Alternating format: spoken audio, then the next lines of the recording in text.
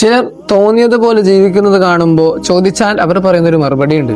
ജീവിതം ഒന്നല്ലേ ഉള്ളൂ, ആ ജീവിതം നമ്മൾ ആസ്വദിച്ച് ജീവിക്കണ്ടേ, ആ ജീവിതം നമ്മൾ അടിച്ചുപൊളിച്ച് ജീവിക്കണ്ടേ.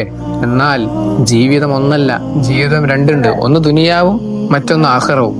പ്രിയപ്പെട്ട സഹോദരങ്ങളെ, ജീവിതം ദുനിയാവും ആഖിറവും ഉണ്ടെങ്കിലും നാം ശ്രദ്ധിക്കേണ്ട, നാം മനസ്സിലാക്കേണ്ട പ്രധാനപ്പെട്ട കാര്യം എന്ന് പറഞ്ഞാൽ മരണം എന്ന് പറയുന്നൊരു സംഭവമുണ്ട്. ആ മരണം ഒന്നേ ഉള്ളൂ. മരണം എന്ന് പറയുന്ന സംഭവം ഒറ്റൊരെണ്ണേ ഉള്ളൂ. ആ മരണം വന്നു കഴിഞ്ഞാൽ പിന്നെ മരണത്തിന്റെ സമയം അടുത്താൽ പിന്നെ മുന്തലുമില്ല പിന്തലുമില്ല. അള്ളാഹു ഖുർആനിലൂടെ പറഞ്ഞെന്താ, ലൗല അഖർതനി ഇലാ അജലിൻ ഖരീബ്. അവധിയുടെ സമയമായാൽ അസ്രായിൽ അലൈഹിസ്സലാത്തു വസ്സലാം റൂഹിനെ പിടിക്കാൻ വേണ്ടി വന്നാൽ പിന്നെ നമ്മൾ അവരോട് ചോദിക്കും, എനിക്കൊരു സെക്കൻഡ് സമയം തന്നെയോ, എനിക്കൊരു സെക്കൻഡ് സമയം തരുമോ, ഞാൻ ഇബാദത്ത് ചെയ്യാം, ഞാൻ സ്വതക്ക ചെയ്യാം, ഞാൻ നിസ്കരിക്കാം, സൽക്കർമ്മങ്ങൾ ചെയ്യാം. എന്നാൽ അതിനൊന്നും ഒരു കാര്യമില്ല.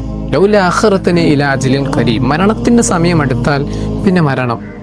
അതല്ലാതെ നമുക്ക് അവധി നീട്ടിക്കിട്ടുകയോ കുറവ് കിട്ടുകയോ അതങ്ങനെ ഒന്നുമില്ല. അതുകൊണ്ട് ഉള്ള ജീവിതം നാം ഇബാദത്തിലായി കഴിയണം, നന്മകളിലായി കഴിയണം. ആഖിറത്തിലെ ജീവിതത്തിന് വേണ്ടിയാകണം നമ്മുടെ ഈ ദുനിയാവിലെ ജീവിതം. അള്ളാഹു നമ്മളെല്ലാവരെയും സ്വീകരിക്കട്ടെ എന്ന് ഞാൻ വളരെ ആത്മാർത്ഥമായ ദുആ ചെയ്യുന്നു. അസ്സലാമു അലൈക്കും വറഹ്മത്തുള്ളാഹി വബറകാതുഹു.